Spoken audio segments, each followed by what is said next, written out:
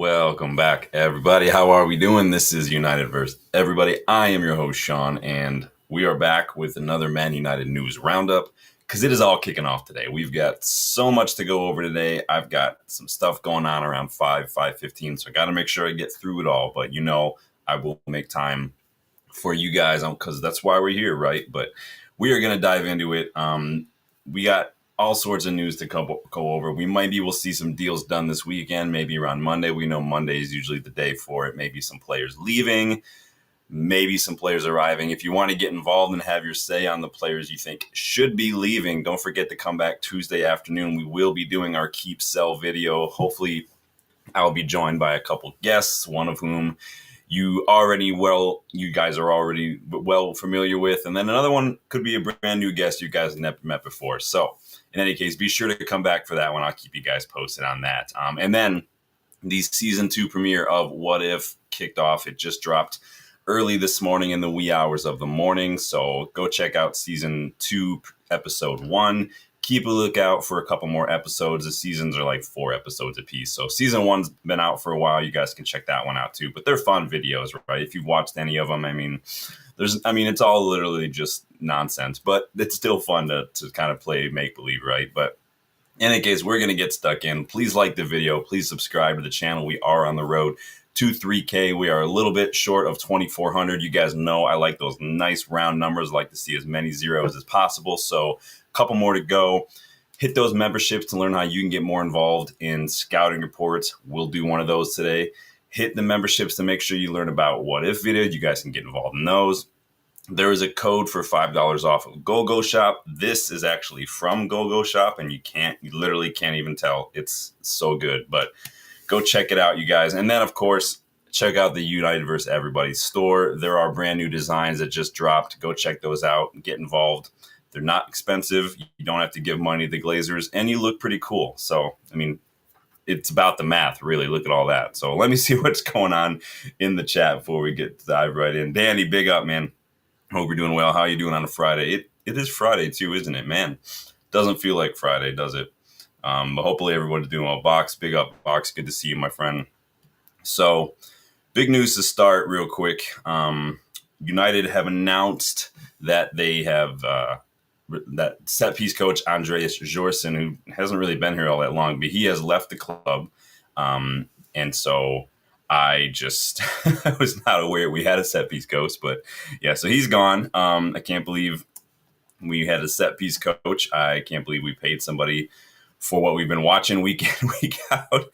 I can't believe that somebody actually coached that shit that we've been seeing. And they got paid for it. Nearly a third of our conceded goals were from set pieces. Tell Jorsen to return nearly a third of his salary, maybe go sit on a park in the bench next to that body language expert we let go of, who we were paying $175K a year. And tell them both, think about what they've done. No dessert for you tonight. You guys are done. But anyway, he has left the club. So moving in a different direction as far as set pieces goes. Honestly, there's literally no other direction but up because our set pieces are in the mud. We've had a couple of unique, creative ones here and there, but literally you can count on one hand the amount of set pieces that we've actually looked like we've been coached on. Most of the time, it's just hoof it, let Harry get on the back stick, pop it back over the box, and somebody try to get on the end of it. So it's annoying. Danny says we have 2 of them. I think what happened was, and someone correct me if I'm wrong, we had Jorsen came in under Ten Hag in the summer, and then Amorim brought a bunch of his people in. So there were like a couple people one of them was Amorim, one of them was a Jorsen guy, and then just let him go. I don't know, but the fact that the guy was stealing a living, like literally stealing a living. Like, that's not okay. Danny says that's the guy Wilcox brought in, and Amorim brought his own guy too. Well, Willie, why don't you stick to the players? Use those Southampton City connections, man, and get it done. So keep more Aiden Heaven type signings, Big Willie. Get it done. Moving on real quick. United played the second friendly of our postseason tour this morning. I don't know if anybody watched it. I did see Rich was doing a little bit of a watch-along-ish kind of a thing, so I jumped in. Seems like some of you guys were checking it out. We did beat Hong Kong 3-1, the entire Hong Kong. And look at that, first trophy of Amorim's reign as United manager. Technically, since this is a postseason tour, does it count as this past season. The defining education Challenge Cup. I mean, better season than Arsenal. We lifted a trophy, right? So I'm just saying it's science. I mean, you can't argue. It's in the Geneva Convention. It's that we get it. We were down 1-0 after Tom Heaton kind of let in a little bit of a shot, got beat at his near post, which he really shouldn't have let that in. But the guy's like 40, so we'll cut him some slack. He will be disappointed with himself there, though, Heaton. It wasn't a good goal to concede. But then, we got a little bit of a brace from Cheeto popping up in and around the area, turn, shoot, excellent goal from him. And then a late goal from Aiden Heaven, too, to kind of wrap things up in a nice little bow. I thought Sekou Kone looked very good again. You can tell the kid has got skill. Once he gets a little older, a little more experience, maybe gets a growth spurt, kind of like what we've seen Kobbie Mainoo do this past year. I think you're going to see an excellent player. I like what I see from Kone. I've liked what I've seen from him in the academy too. Lacey looked good. Camison looks good. It's nice to see Camison play, get more minutes. I've watched Camison for a while. You guys know I've said for many months, like, we don't need to get Giovanni Quenda from Sporting. We have Camison, we have Montalto, we have players in the academy.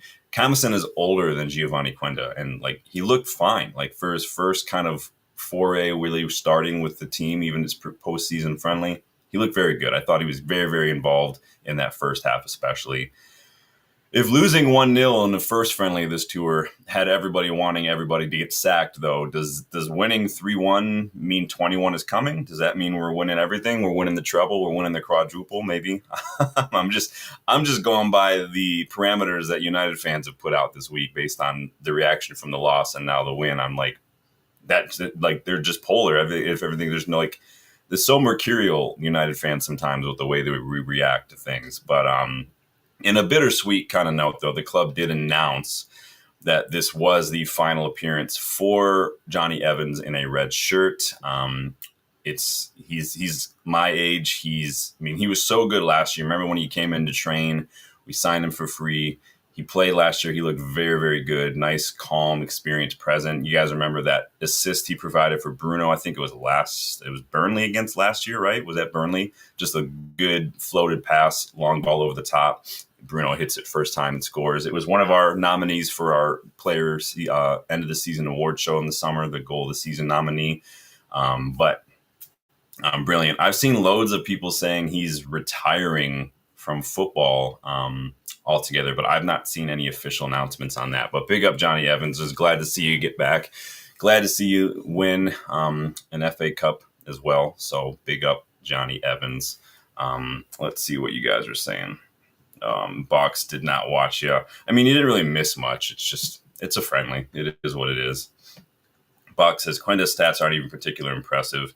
Yeah, I mean, he's young, so I wouldn't expect him to be super impressive. I mean, I get building for the future, but again, that's why we have an academy, right? Like, we've got Camison. He's playing with his teammates. He's playing English football. He's learning like Quenda already knows Amorim system, but like, again, I would have preferred. I went on my little rant yesterday, bitching about Alvaro letting him go. Why can't we just trust the kids, back the kids like we've done for decades and decades and decades? I don't know, but maybe I'm just old. Rob says we're back. We are back, Rob.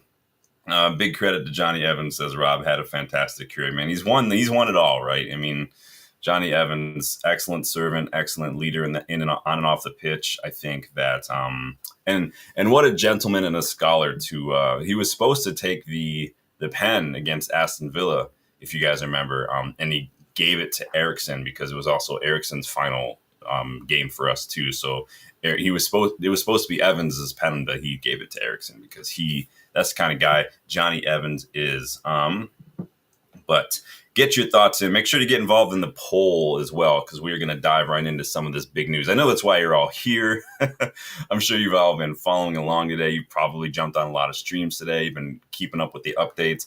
But I want to know your thoughts because I haven't spoken to you guys yet. So big news concerning Bruno. And so we all know, right, big interest from the Saudi League. He's had interest from the Saudi League for a while now. It's nothing new. But then he was reportedly given this deadline by Al-Hilal to make a decision on this $700K a week offer for them that was full of bonuses through like a 3 or 4 year contract. It was like worth 200 mil. It's insane. Like that's life-changing money. Like he was going to make in 3 years what like PSG paid for Neymar. Like it's insane. Well, the big news is that his agent, Miguel Pino, was spotted outside the Four Seasons Hotel in Riyadh, which is actually near Al-Hilal where they play. I've seen reports as well that Al-Hilal CEO Fahad bin Nafil was spotted in the same hotel. I mean, you don't meet, right, if there's no chance of a deal being struck. So these are the videos that were going around circulating. So that apparently is Bruno's agent, Miguel Pino, outside of the Four Seasons. And then we've got, this is supposedly the Al-Hilal CEO, Fahad bin Nafil, who's apparently taking a photo with a fan at the Four Seasons as well. So interesting stuff. So again, you don't meet if there's no chance of something happening. But Ben Jacobs chimed in as well. So again, I'm running through the timeline of some of these reports as they've been occurring over the last 24 hours. So this is what Ben Jacobs had to say about this. And Bruno Fernandes' agent, Miguel Pino, traveled to Saudi Arabia this week to meet with Al-Hilal and to speak to President Fahad bin Nafil. Discussions, described by Hilal sources as productive, took place at the Four Seasons in Riyadh, and talks ran late into the evening.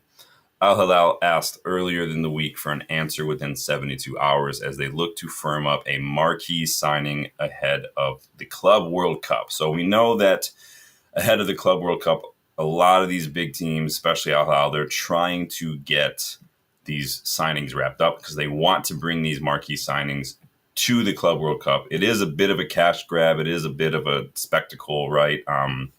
So I think that we can all expect to see a lot of this stuff going on. So let me see.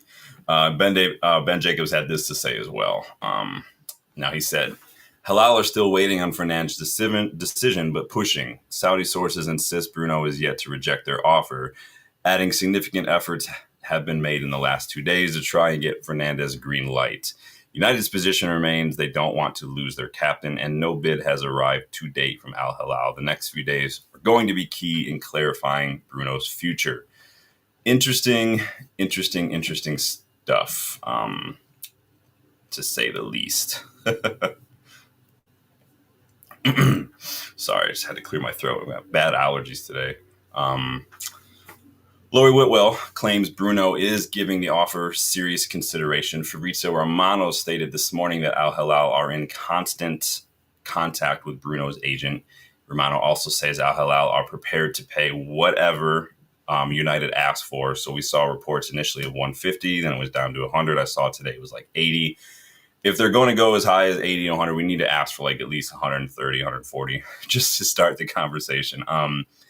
Ben Jacobs does claim, though, that Al-Hilal will withdraw their offer soon if a decision is not made. So the big news, though, on this is that Ben Jacobs claims that Bruno and his reps have said yes to the Al-Hilal project. They have actually been like, yeah, we're open to that.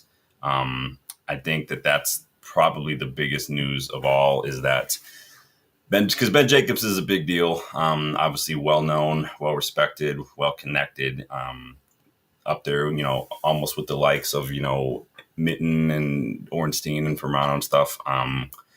It's interesting. This is going to come down to what Bruno and United decide, because it sounds like Al-Hilal are all in. I mean, honestly, demand 150 and start the conversation. What are you guys saying so far? Where do you think he's going to go? It's literally split. Get your votes in. Half of you say he's going to take that bag and go to Al-Hilal. The other half say he's going to stay at United. Interesting stuff. Let's see here. Bach says, glad the season is over. You and me both, man. I didn't even watch the Villa match live, honestly. Bach says the hotel looks empty. I mean, I've never been to Saudi Arabia. I've never been to Riyadh. I don't know if that's what they normally look like or what. I mean, you don't go there to go sit in the hotel, I guess. You go there to go sit outside the hotel, maybe. Hotels, for me, have always just been a place to sleep. I don't care if they've got pools or fancy this. I don't even really care how they look from the outside. As long as the beds are comfortable and it's not dirty. I get bonus points for for a nice restaurant or something. Bonus points, like I've stayed at some places in Manchester where you had like a little mini fridge with like free drinks and things, stuff like that. It's always appreciated. The one in Manchester had, Justin and I went the first time. It was like every morning it was free, like full on breakfast buffet, like everything, cereal, bagels, full English breakfast buffet, everything. It was, I love me a full English breakfast. That is like the perfect breakfast for me. It's got everything I could want in there. I love potatoes for breakfast. Potatoes for breakfast is like the best thing in the world. I don't care how you make them. Potatoes for breakfast any day on and twice on Sunday. I love it. But yeah, I keep telling my wife, I think I'm secretly like English. I just was born in the wrong country because I love it, man. It sounds so plain, right? If you're from the UK, you're like, it's full English. It's kind of like, it is. I'm like, it is so good. You know who's got a really good one though? If you guys go and you're staying near the stadium, just roll over to Tesco early in the morning, man. It's cheap and it's really good. So Rob says money is already signed off by the Saudi government, and it's all from the Salah bid pot that didn't happen. Yeah, we've talked about that a couple times. You know, it was earmarked for Salah. They've got other alternatives in mind. So if they don't get Bruno, if he says no, they're going to shift to like Bruno Guimaraes or Yuri Tielemans are probably next in line. Very different players, but I mean similar positions, right? Box says we can use the 80 million to buy another Sancho or Anthony. Rob says turn down 80 million. The Saudis will go a lot higher. Yeah, I'd be starting the bid at like nearly twice that, honestly. Rob says, yeah, I don't see the point in spending 2 weeks sat around a hotel pool. Go explore the place. Yeah, I've just never been that kind of person to go and then like not go anything. Like I don't know.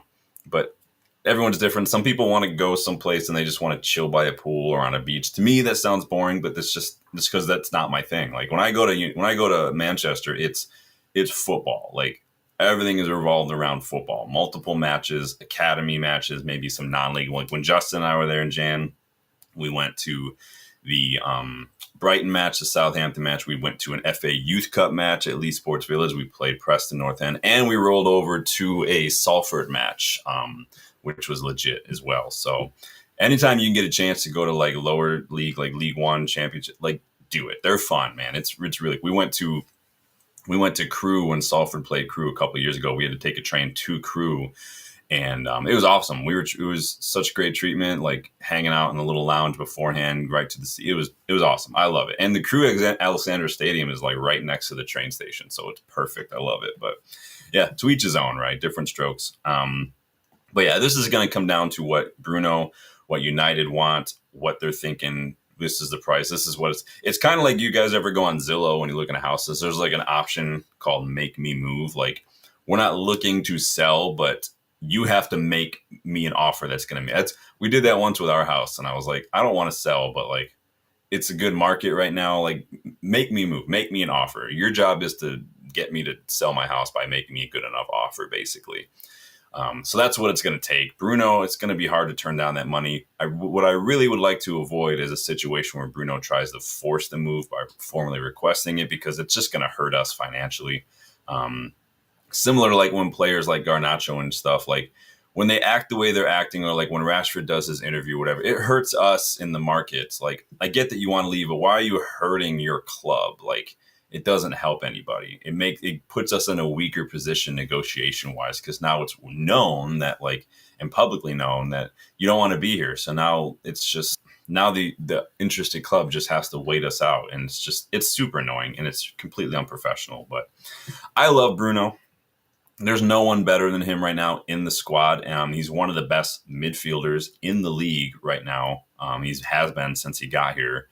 Ruben was asked following the match if Bruno has played his last game for United, and this is what Ruben Amorim had to say.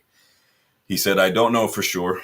Nobody does, but I don't think so. He's seeing us take some actions to change all the things, and I think that's all he asks. I think he wants to stay.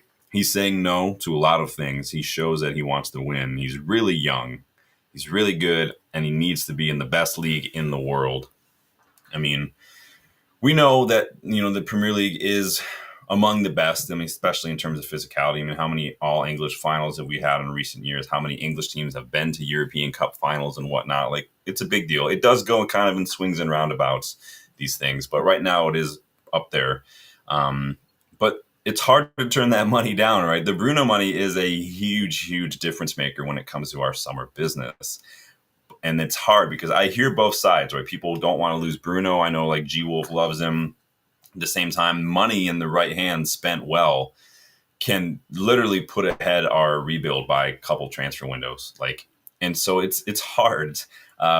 And I hear like we can't demand like the fans who want Bruno to stay, who don't like the idea of just going for the money. Like you can't demand that we strengthen. You can't demand that we get better without the money. Like we can't demand that we do a lot of business this summer and then also turn down big money for a 31-year-old.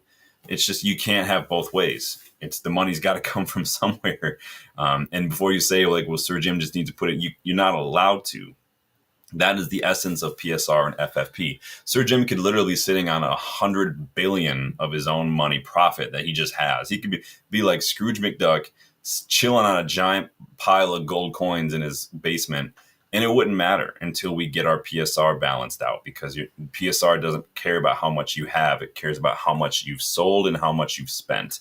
And it looks at that, it balances it out and says, this is you're like under your limit. You're done. So even Fergie, though, when it comes to selling players, has said you need to always consider it if someone offers you more than a player is worth. The problem here too, though, is, and this is where I agree with someone like G Wolf, is like without Bruno, I struggle to see like where the chance creation comes from. Now you can maybe get close to recreating Bruno in the aggregate, because I don't think there's a like for like. I mean, there are some players who come close, like a Tijani Reinders. I think Orkun Kochu is pretty close as well. I like him a lot. But you can make up for Bruno with what he does in the final third with an excellent chance creating number 10. You can make up for his playmaking in the deeper pivot with someone who can do that as well. I think it would be good to have two players who can do that. But again, it's hard to make up for Bruno. I mean, 290 games for United. He's created over 700 chances. He's got 182 goal involvements, 98 goals, 84 assists is absolutely bonkers. Just bonkers. Like, who does that? Box says, if Fernandes leaves after Amorim's insistence that he stays, another nail in his proverbial coffin. I mean, I don't know what else Ruben's going to say. You're kind of put between a rock and a hard place with questions like that. It's kind of like the Garnacho questions he was getting the other day after. In the press conference ahead of this one, both he and Ahmad were asked basically the same question. Like, why is a journalist asking Ahmad whether or not Garnacho is going to leave? Like, that to me is, I think that's why Amorim was laughing. I think he was laughing because he was just like, that's ridiculous. I just gave you an answer. Now, why are you going and asking this young kid next to me? Like, what are you doing? Like, journalists annoy me, man. I would not be able to do that job as a manager, because I'd have to show up with a blank check and just say, find me. I'm just going to say whatever I want to say. You guys tell me how much I owe you at the end of this press conference, and I'll write it on the check, because I'm not having this. And then I'm going to keep a note. If you don't think I'm keeping a list of every single one of you bastards who's being an absolute Box says, selling Bruno and losing his leadership goals and assists and handing another 100 million to Ineos, who took United to 15th in their first full season at the club, have signed. Yeah. And I hear you. Again, what I've said many times is do you trust Ineos, Barada, Wilcox? Do you trust Amorim's talent identification? I mean, Amorim's not going to have as much say-so as like Ten Hag did. Remember, like that was a big issue with Ten Hag. We don't technically have a director of football. Vavell is another one. Do you trust us to spend the money? Because we've not spent money well in the last 12 years. We've seen what like teams like Spurs have done when they get big cash. I mean, when Spurs got that Gareth Bale money, they just they pissed it down the toilet. They got Christian Eriksen, and that was little. I can't even remember a lot of the players. Who did they get? Like Soldado, was that striker that they got? Literally couldn't name you another player they got with the Gareth Bale money. Could not. So. And we can't do that, because we need to build, not buy. And what gives me hope is a different regime, but at the same time, they've got a lot of ground to make up just to get back to neutral in terms of my faith. So I'm I'm not saying yay or nay. I'm just sitting in the corner and I'm saying, all right, do your job. Let's see what you got. And then at the end of it, we'll see what happens. If it's good enough, cool, do it again. If it's not good enough, you got to go. It's just the way it is. Box says, unqualified success in the transfer market should make fans very nervous. Well, I mean, we did have a decent I would say we had a decent window in the summer. Euro was an absolute steal. Aiden Heaven looks awesome. I think Dalit and Mizrahi were such good little master strokes of business to be done. Go back and forth in Ugarte. Xerxes still, jury's out on Xerxes. You can tell to me, it's not a question of his mentality, Xerxes. It's a question of his ability in many ways. It's hard to figure out where Xerxes fits in this team. So I wonder why, like, because he was a Ten Hag signing. I'm like, what was Ten Hag's plan for him? Was he supposed to be a striker? I don't get that. But Bach says, I mean, in terms of losing a key lieutenant, well, that is hard.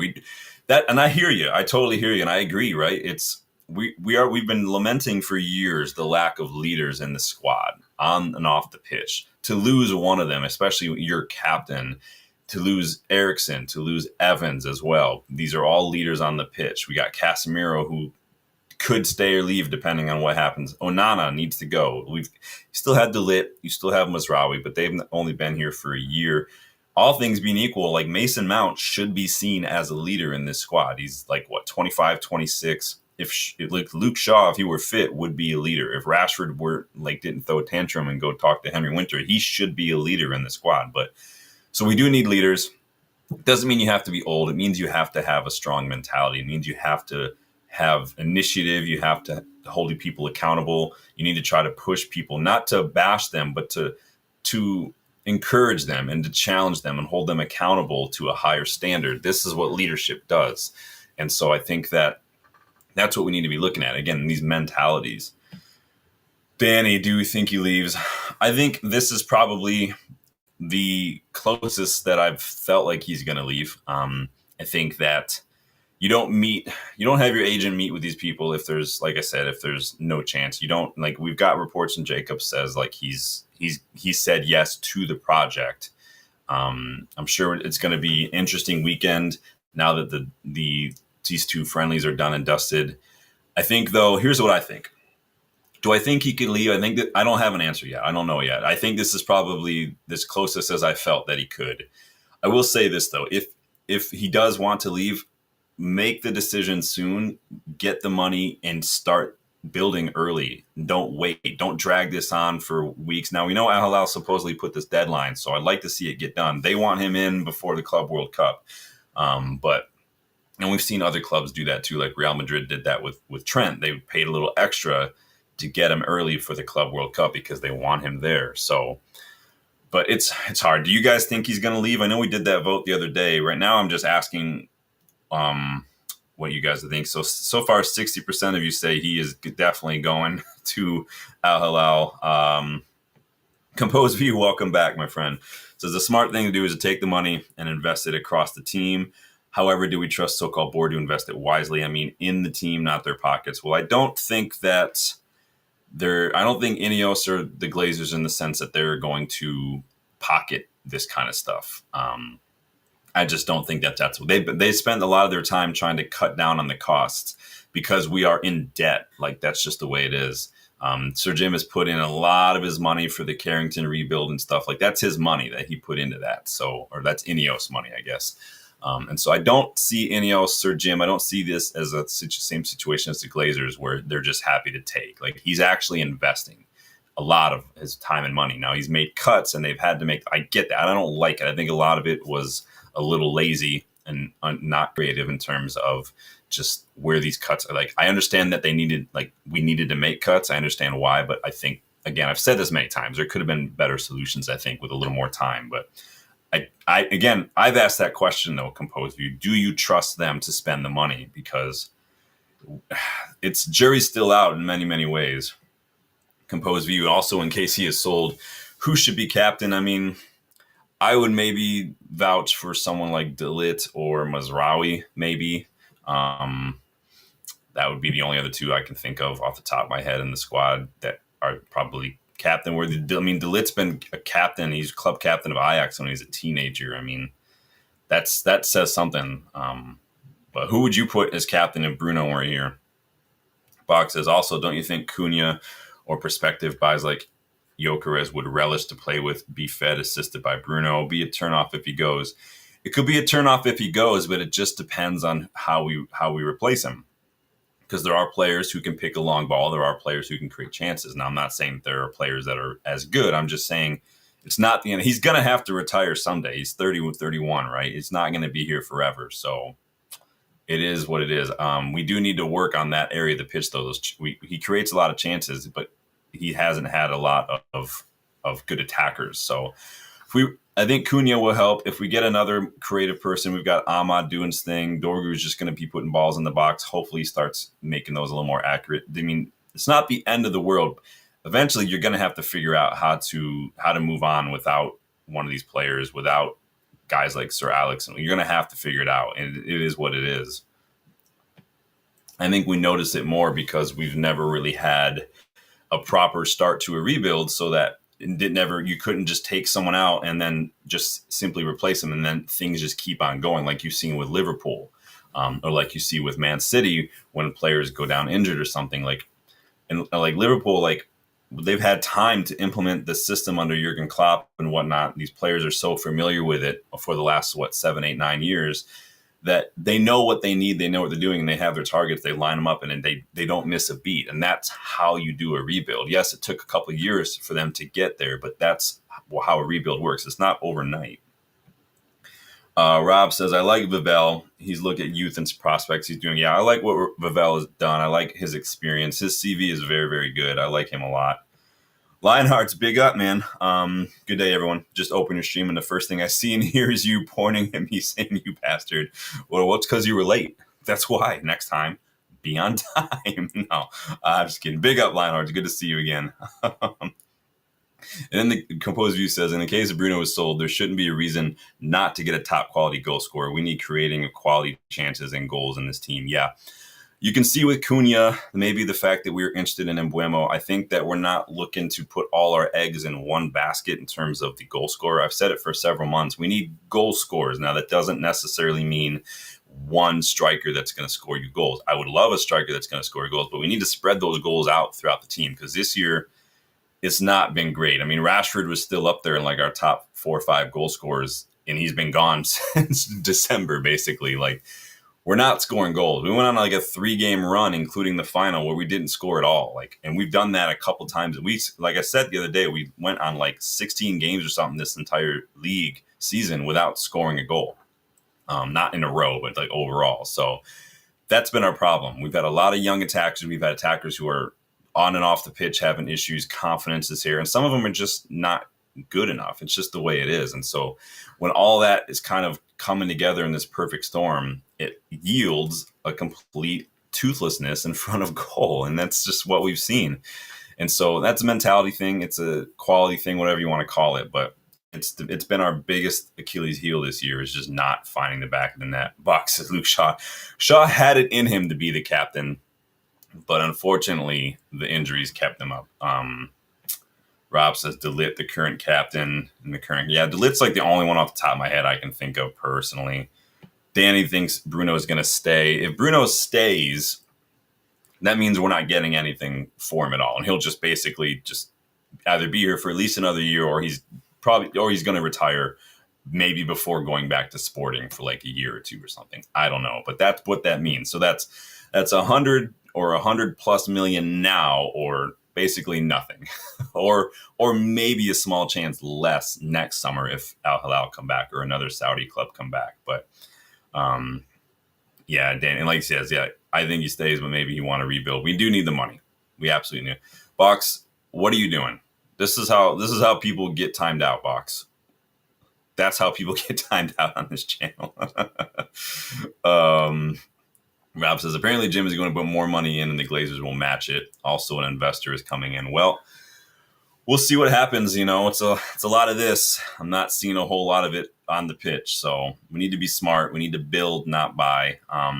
Because not only could the money from selling Bruno go a long way towards, again, kickstarting this rebuild, but the promise of a rebuild, the project, you know, the plan that we lay out to, and again, backed by a very well-known influx of cash from a Bruno sale, that could be enough to convince big name targets to choose United. Some players do want to be part of a project, to look at, this is the plan, this is what we're thinking, this is why we think this, we got this money from Bruno, we're already doing this, boom, boom, boom.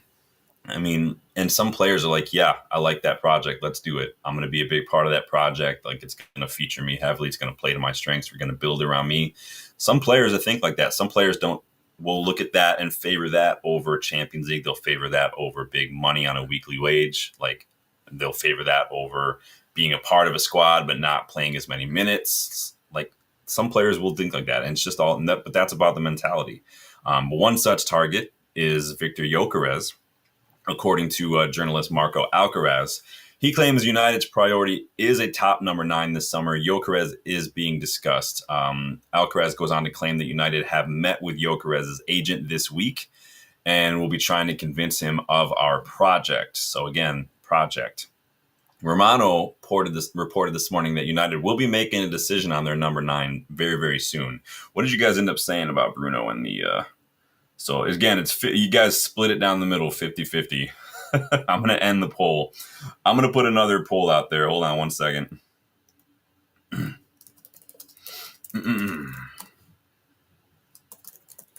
forget to get that like button clicked, guys, and make sure you're hitting the subscribe button if you are new. We are on the road to 3K. We're getting close. I'm going to ask your guys' opinion on this one because it sounds like these are our big, big options. It sounds like these are the big 2 that everyone is wanting. You get your thoughts in. 50-50. It was literally split down the middle on the Bruno stuff. So Danny says, we are the pound shop Chelsea. We want young players, but not the best in class young players. Well, everybody's wanting these young players. We got to compete with everybody. Now, City, you're getting guys like Echeverri. I thought I saw Chelsea had that Kendrick Paez guy. Mastantuono, I have no idea where he's going, probably Real Madrid. There's a lot of young players out there. There's a lot of them down in South America, playing in the Argentinian league, playing in the Brazilian league. There's a lot of them playing in Norwegian league. Go back and get Nippon if he doesn't go to Aston Villa, for instance. Danny says, at least Bowley threw bags on the table and got it wrong. His first year, got rid of the poo and threw more bags on the table. I mean, again, that's that. We talked about that before. Like, do you just go for it and risk the points deduction, risk the fine, and just say F it? Like, just screw it. Some people don't care. Some people will just say do that and just take the hit and then just move on. Like, maybe that's what City are doing with their charges pending. Maybe they're just like stockpiling everybody and then they're just gonna deal with it for a year when they get banned. Rob says, is Hong Kong still a national side, or they all have to play for? I don't even know, to be honest with you. I have no idea. Composer said, there isn't one player that rarely gets injured like Bruno. This is a conundrum. If we truly want to rebuild, sell him. It'd have been a strong statement if he was sold because of the rebuild, not money. I mean, it depends on what they do with the money, right? And that's what I keep coming back to. If this were the Glazers and Woodward, I would 100% not trust them to reinvest that money wisely. They would literally take that $100 million and they would spend it on one player that we would spend all summer chasing, and that's what they would do. They would go get like a Camavinga or something, a big name player, get him from Real Madrid. They'd pay him like $500K a week, and that would be it. That would be our summer. We'd spend 2 months chasing like Camavinga. We'd get someone older like Jamie Vardy or something. No disrespect. And then we'd get like some random winger because, for some reason, like they just always love these wingers. And that would be it. We'd get Leroy Sané, we'd get Jamie Vardy, and we would get Camavinga or something. So it is what it is. So Leonard says, I'm not digging this plan B so far. I haven't really seen it. I don't even know what plan A is, to be honest. Brennan says, getting rid of Bruno forces the rest of the team to adapt and take responsibility. Getting rid of him, like someone said, you do lose that leadership element. Maybe these players who've been acting a fool, using their outside voice inside, maybe they don't feel like they have to behave anymore because Bruno's not there. Evans isn't there. Maguire already got the armband taken away. So that's got to hurt him a little bit in terms of just his authority, I guess. But he's still a leader. Not as much because he didn't have the armband, but you don't have to wear the armband to be a leader. Box says, Al Nassr interested in Garnacho. In that case, I'm demanding money for him. That's interesting. Yeah, we're going to talk about that. PSG, Matt. Oh, that's right. That's who I remember. That was the name we talked about yesterday. couldn't remember off the top of my head. Thank you, Box. He says a lot of them out there, but we signed 0. Well, we've signed Heaven. Dorgu is young. You can call Dorgu young. Yoro is another one we've signed. So we are looking at him. We brought in, Sekou Kone was playing first team football in Mali, so it's not like he was some youngster. So I'm not saying he's ready for the Premier League, but we are looking around at a lot of them. Lusail is another one we picked up as well. We were linked to the who's the kid who was at Southampton? I forget his name. Or it was like Emsden Miles or something with a hyphen, as these English Dewsbury Halls and Kyle Walker-Peterses and all this stuff. Then it says Paez and Estebel going to be fire. Yeah, Paez was high. I haven't heard anything. What was that? Whatever happened with that Pafundi kid that we were linked with? We were linked with him like last year or something, right? That young little number 10. He was like 16. Brendan says, Bruno isn't really a leader. Just having the armband doesn't make you captain. Agree to disagree. I would say he is a leader. Now, he may not look and act the way that you think a leader needs to look and act. He definitely doesn't look and act the way Roy Keane thinks a leader, but he is a leader. The guy is paying for people to go to flights and stuff. He is a leader. We get someone like Ethan Wheatley coming on against Southampton last season for like 9 minutes, and Bruno's first statement to him is, I have 9 minutes to get you a goal. Like, Bruno, he gave Rashford the pen last season when Rashford was on that barren spell and really needed a goal, because he knew that this was going to help the team to have Rashford fit and firing, and Rashford fit and firing and needs a bit of confidence. Give him this pen. Like, Bruno is a leader.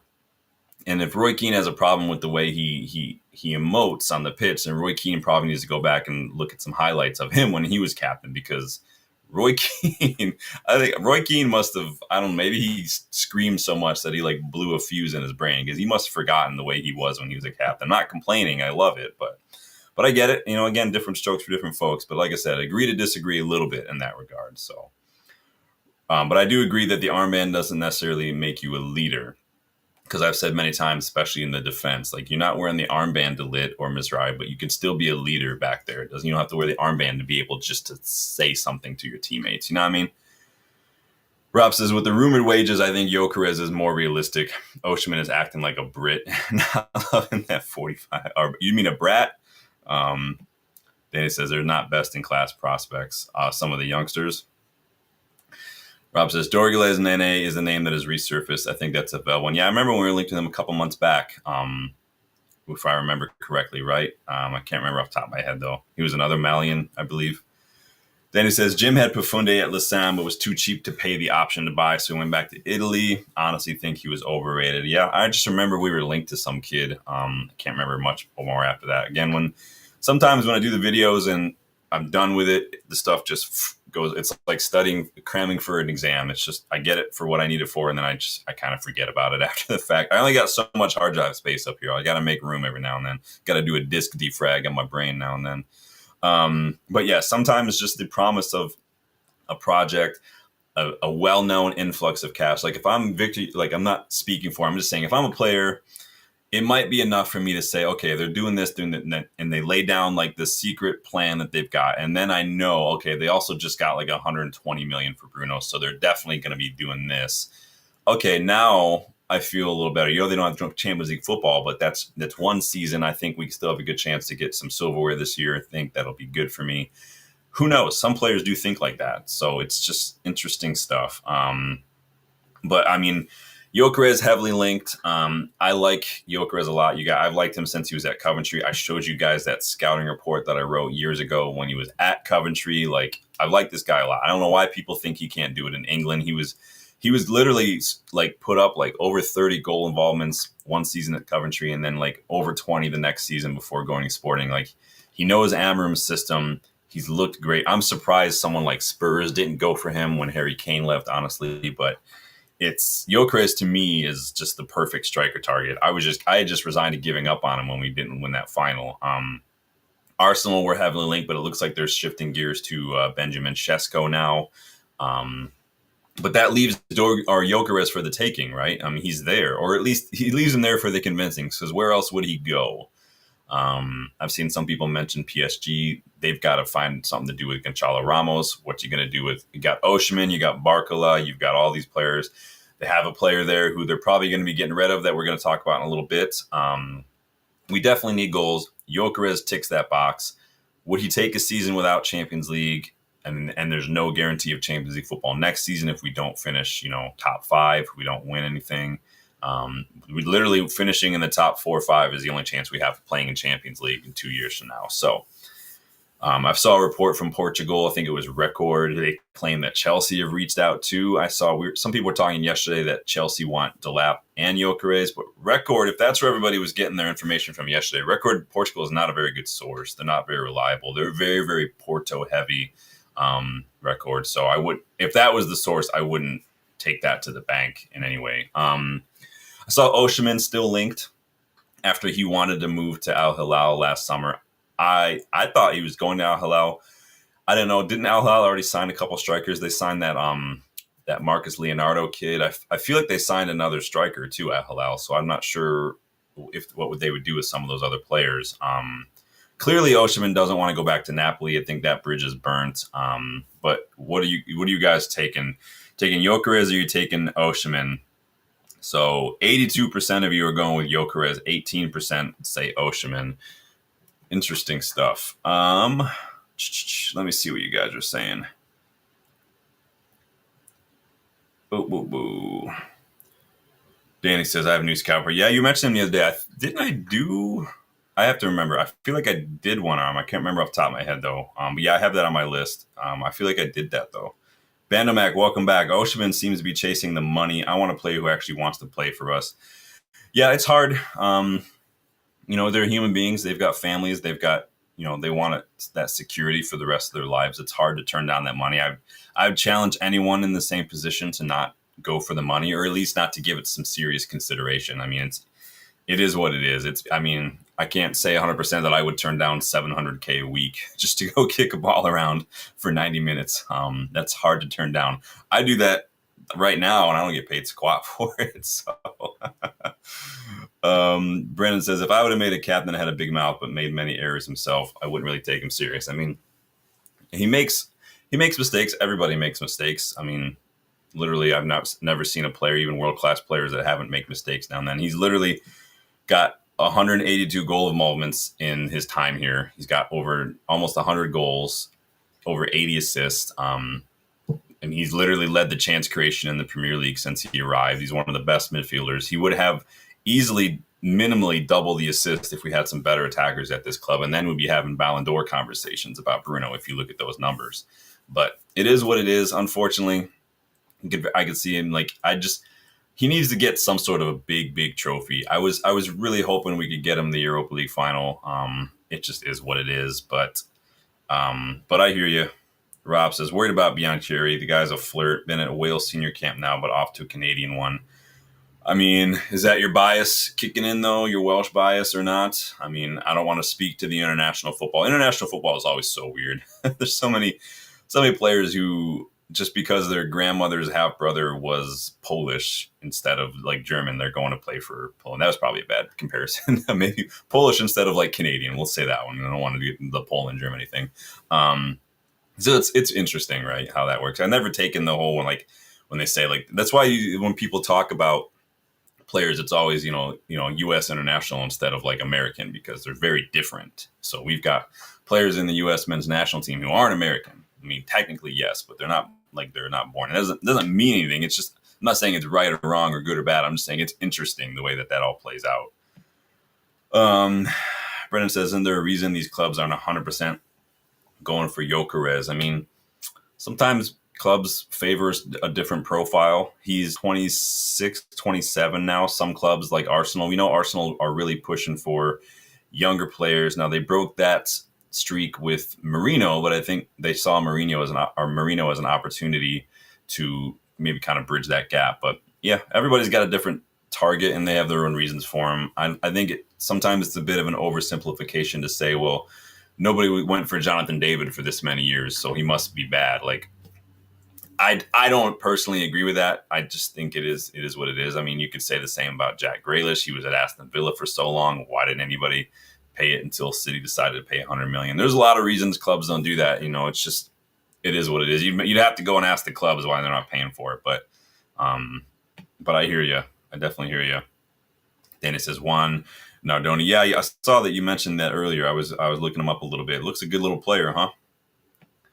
Danny says Mitrovic is there too at Al-Hilal. Is he? I can't remember. I can't remember who's going to the Saudi league or not. It's all over the place. Every time I look, where did Tony go? Didn't Ivan Tony go to the Saudi league?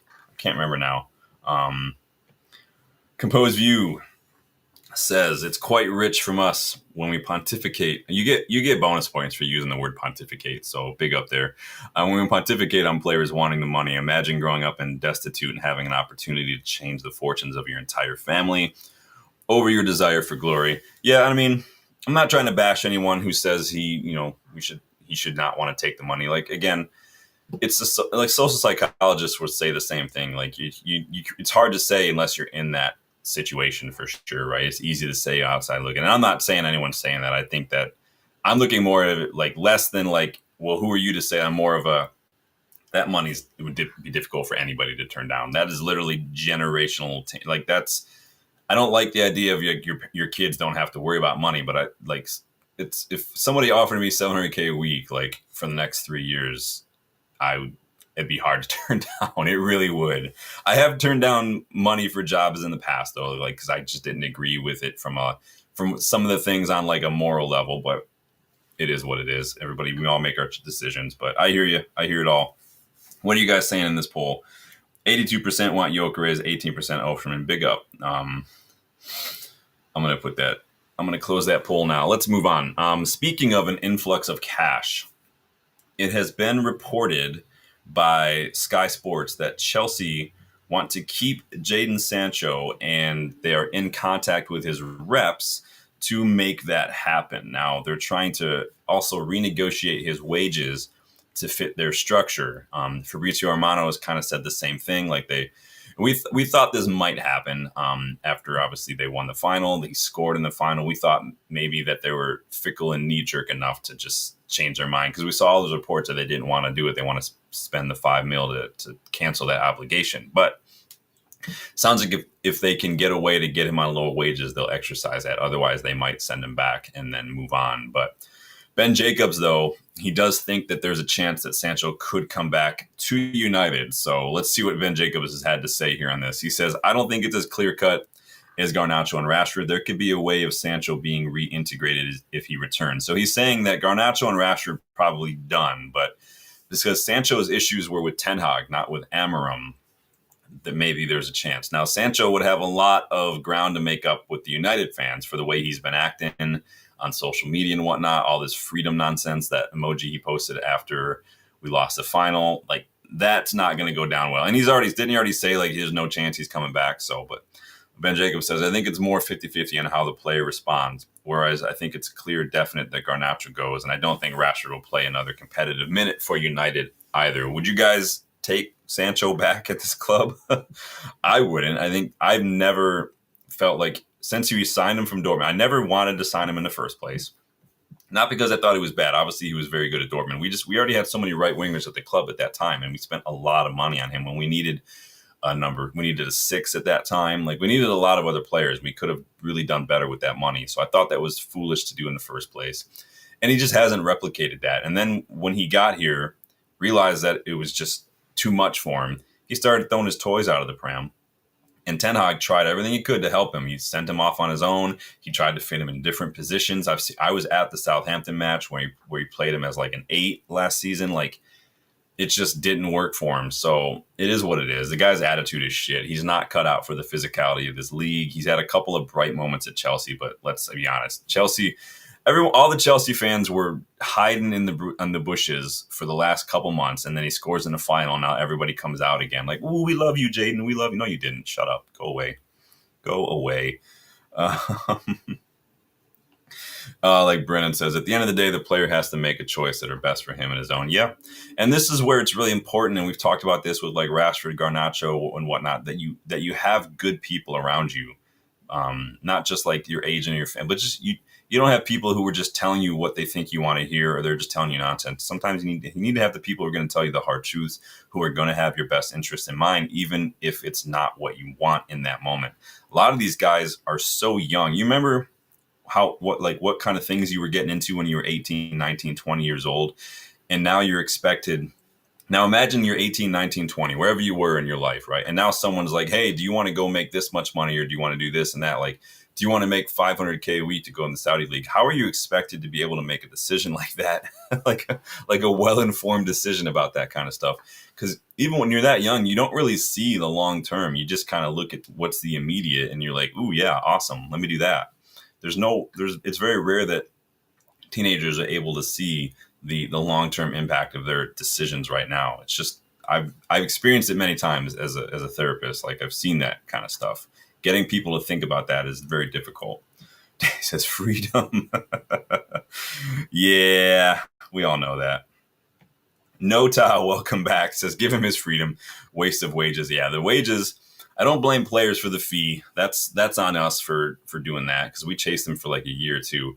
I do blame players a little bit for the wages because it's them and their agents who are demanding that, and then it's on us too for agreeing to pay it. Like we should have just walked away, but what are you going to do? I do blame players 100% for is their attitude and their performances. And if you're not even showing up to training, you're not even trying hard, and then you want to throw a temper tantrum on social media instead of talking face to face with your manager, sorry, bye. You're going to train with the Rezzies, and then you can put out the cones while you're there to have fun. Cabos who says should never eat your vomit no matter how hungry you are. I've not heard that before, but there. I mean, hey, it's true. That's a good life lesson. Thank you. Great medical advice. Yes. Ben Jacobs is all sorts of involved today. He's been all over the gap. I know he sat down with United View. I know he sat down with United Stand. So all over the place. He reports that Al Nassr, as one of you guys also said, have discussed Alejandro Garnacho because apparently they were looking at Luis Diaz. If they don't get Luis Diaz, it sounds like they might be interested in Garnacho again. That's big money. His idol just left. Ronaldo is no longer at Al Nassr. I don't even know who Al Nassr have anymore. Is that the club that's got Benzema and what's his face, Sadio Mane? I honestly do not know. I can't keep this stuff straight. But they do have room in their budget with no Ronaldo. Obviously, they're going to have room in their wage bill with no Ronaldo. Could Garnacho go to the Saudi league at this point in his career? I don't know about you guys. Once a player leaves United, and especially once they make it clear maybe they don't want to be here anymore, I'm like mentally switch off from that. But it'd be interesting to see a 20, 21-year-old go to the Saudi league. Who's that other kid that went there? Xavi Guerra or something? Didn't he go to some Al-Ali, I think it was, and he's pretty young. I was surprised Ruben Neves went there. He was only like 25, 26 when he went. He would have been perfect for us. But Rob says, seen the Ben Jacobs interview with Beth. Great interview. Yeah, I've got time for Ben Jacobs. But yeah, Garnacho, Al Nassr, yay, nay. Do you think that's going to happen? Do you think that's a good move for him? Do you want to keep him? Do you want him just to go? Doesn't matter where he goes. You guys let me know. We got a random link today for a left back, and I want you guys' thoughts on this because somebody mentioned this the other day. I almost included this guy in my Luke Shaw replacements last summer, but I didn't, and I'll tell you why I didn't. But Ben Jacobs claimed today that United have inquired about Brighton left back Pervis Estupiñán. I know I like Estupiñán a lot. I really do. The problem is his injuries.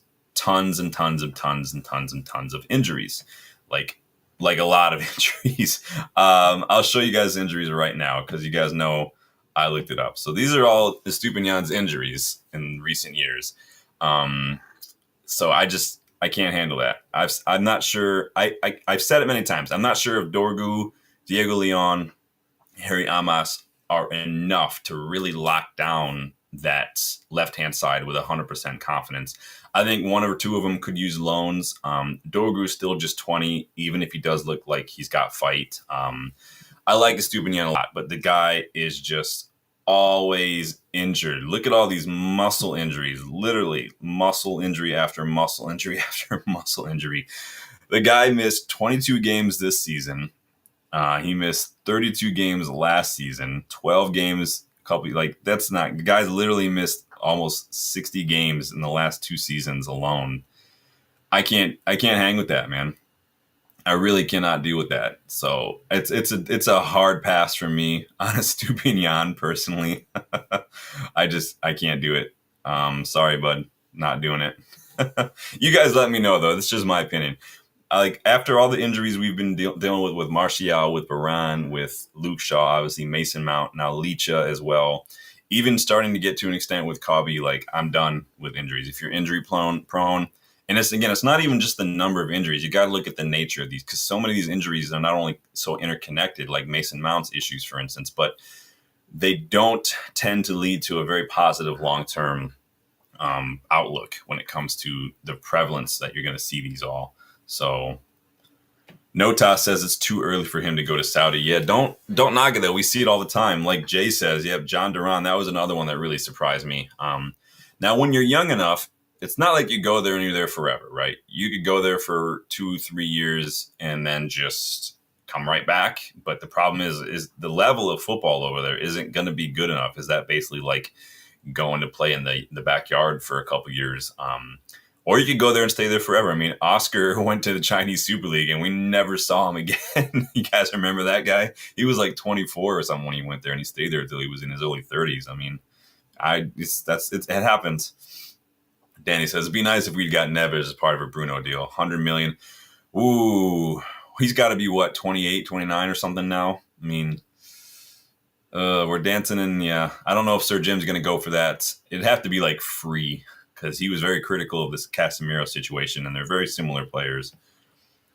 Rob says, Estupiñán is awesome, but yeah, he's been missing with it. Yeah, I can't mess with the injuries.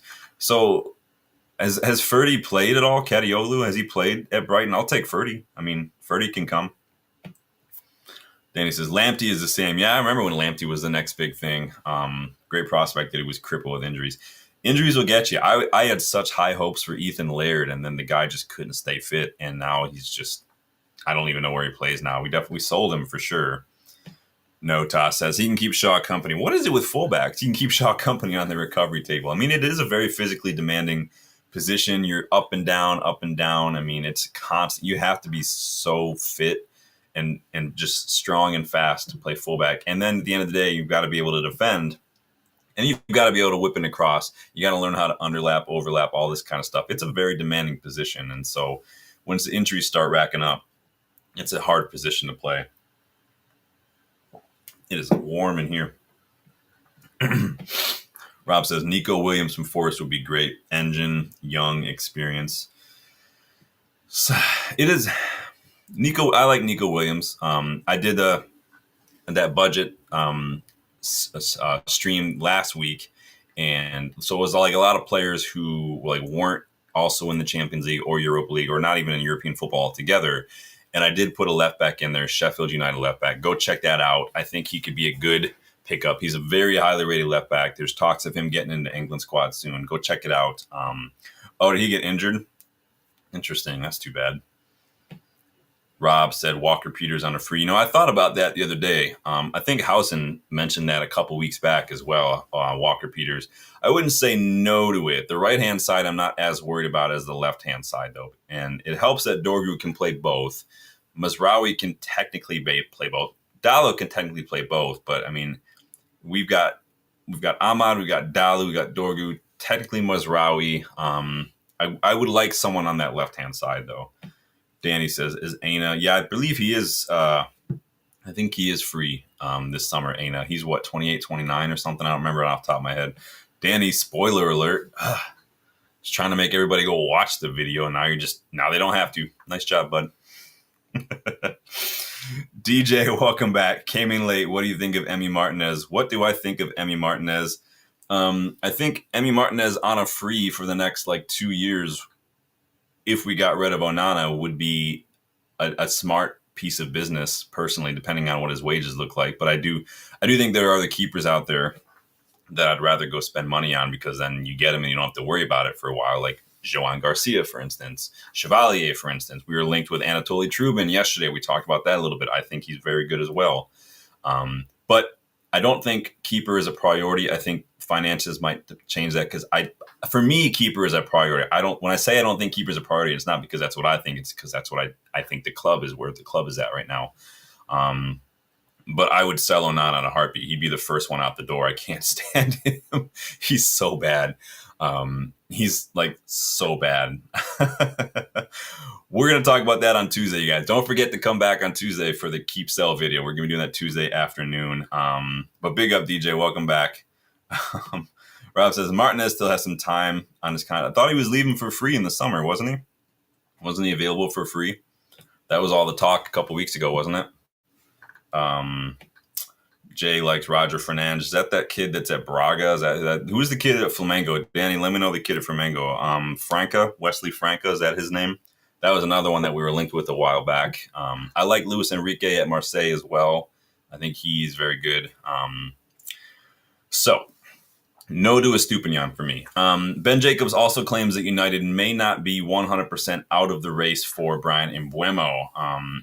Now, while Newcastle can offer Champions League football, Jacobs claims that Mbeumo is actually more open to a long-term project than simply playing in the Champions League. This is what I said a few moments ago. It's not always just about Champions League. It's not always just about money. Sometimes people do want to be a part of something, and I like that. Now, again, we don't know if it's 100% true. It's coming from Ben Jacobs, so he says, that's what he's been told. But don't get my hopes up is all I'm going to say. Don't give me hope. Insert a Hawkeye gif here. Like, don't give me hope, because I'm just going to get frustrated if it doesn't happen. I know a lot of people are out here like, I don't believe anything until they're holding up the shirt. I think that we've realized by now, after this many years of social media and stuff, that there are some sources that we can trust more than others. But sounds like maybe there's a chance, maybe like 1 in a million, but I'll take it, right? Danny says City, you're looking at Franco. Who aren't City looking at, man? Chirke, Reinders, who's that left back? Oh, Nori they were looking at. I think City are just taking the piss at this point. They just don't care. They're just like, F it, sue us. What are you going to do? So Ben Jacobs, heavily involved in the news today. But I'm a little annoyed with him as well, personally.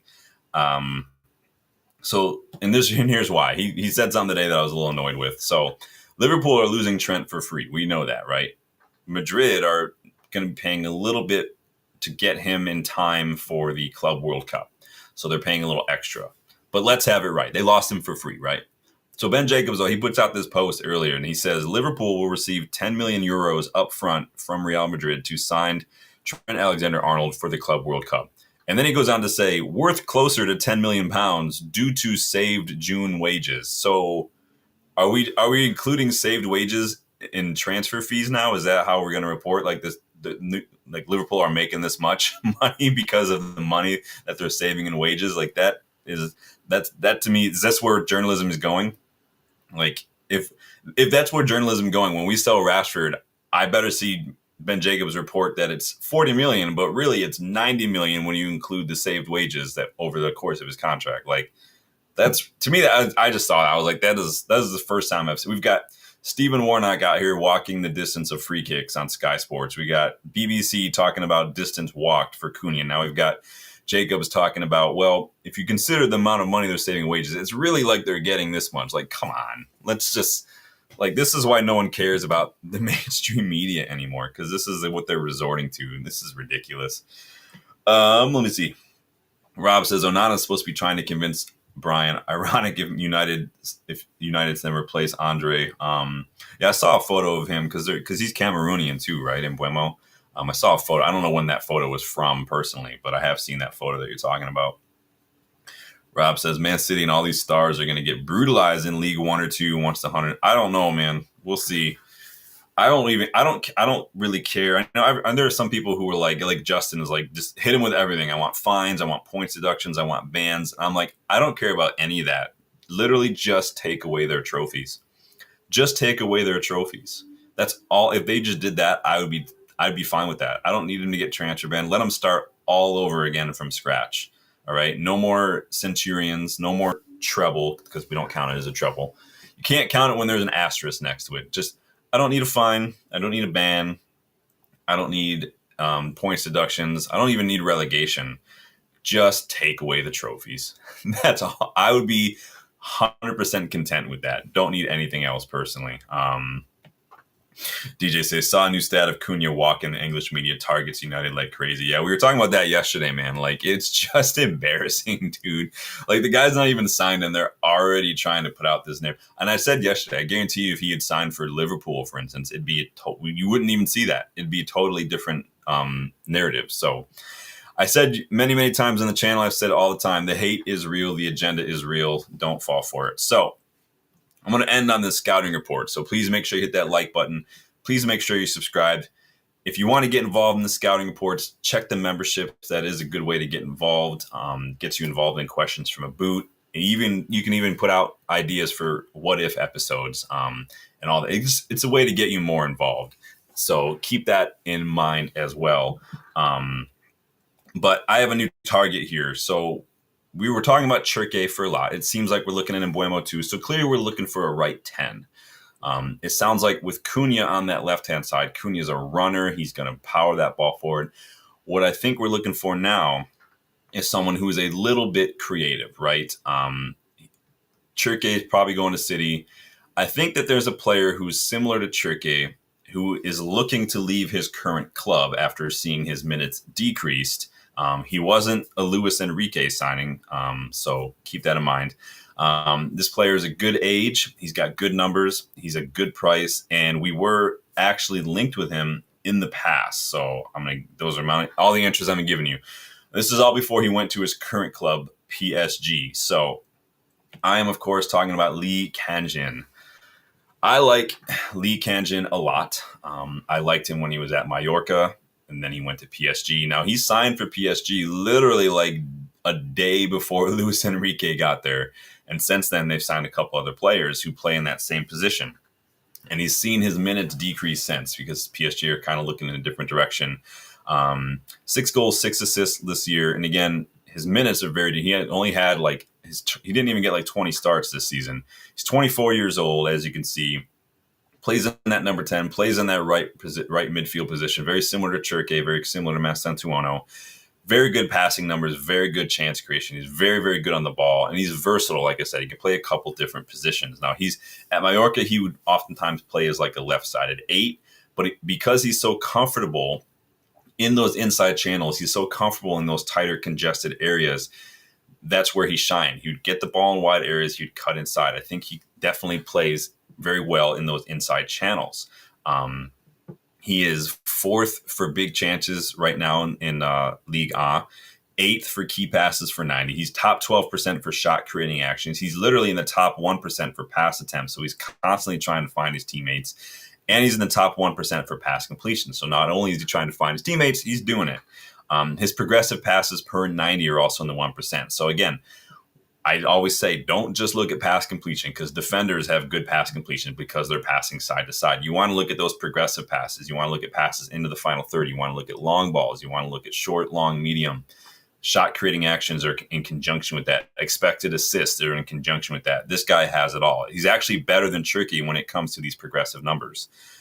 But it's his percentiles as a midfielder. When you can look at his numbers when he plays in a midfield role, and this is why I think the 10 in this system is ideal. He's comfortable, like I said, in those central areas where he can use his dribbling in those tight spots under pressure. I really, really like that. As you can see from when you watch us, like with Ahmad, and I saw it when I was there for Southampton as well in January, our 10s oftentimes are dropping deep. They are staying in a little more central roles to get on the ball. We are playing with our back to goal a lot, and Kang-jin is very, very good at that. Top 5% for progressive passes, carries, take-ons, touches in the box, shot-creating actions when you compare that to deeper midfield roles as well. He's good in those positions. You look at his heat map. The entire right inside channel, just inside his own half and majorly inside that opposition half, including in the edge of the box, that's where he lives. That's where he makes his bread and butter. He can play as an 8, he can play as a 10, he can play as a right midfield. I like Kang-jin a lot. We've been linked. He is rumored to want to leave unless he gets 100% assurances, but Napoli linked. I've seen Napoli linked. 30 to 40 million euros is the price tag I'm seeing. So drop that down. What is that, like 24 to like 34 or whatever million pounds? That's a snip. Like I said, I would take Turkey 100%, but I doubt that that's still on the table. It looks like he's going to City, but I really, really, really like Kang-jin Lee. Stephanie, big up. Good job. It's good to see you back. We're just wrapping up here, wrap things up with a scouting report today. Raja, big up, Raja. I haven't seen you in a minute. You talking about Bruno or you talking about Garnacho? or both. Let me know. Raja says, will you take Enzo? Enzo who? Maresca? Fernandez? Milot at who's at Stuttgart? Danny says, I think he would suit the Prem too. I think Lee Kanjin is a good player. I think he's press resistant enough to where I think he would suit the system. He's, like I said, good in those areas. I think once he gets more minutes, when he gets minutes, he's very, very good. It's just that PSG keep buying these players, and it's really difficult to get into that PSG side right now. And so you're seeing that with a lot of teams right now. A lot of these young players, especially these attacking midfielders, like we saw Batsarina didn't want to go to Madrid reportedly because they've got so many number 10s. When is he going to play? Arda Güler can barely get a sniff these days. I mean, I'd take Arda Güler too in that position. So Stephanie says, we definitely need a powerhouse midfield quartet. We've been weak in that area for years now. Yeah, we keep, like, as soon as we bought Sancho, we needed another 6, and instead we bought Sancho. Like, it's for the longest time we spent the money in the wrong areas and we spent it poorly. We need to start getting smart with the way we're spending our money, and we just haven't. Enzo Milla, I didn't know if Lafie, that was you picked the one Enzo that I didn't list. He's at Sunderland, isn't he, right now? He's probably like one of their best players too, Sunderland, but they brought him in. Chris Riggs seen his minutes limited as a result. He looked good in the final. They just, so they're here now.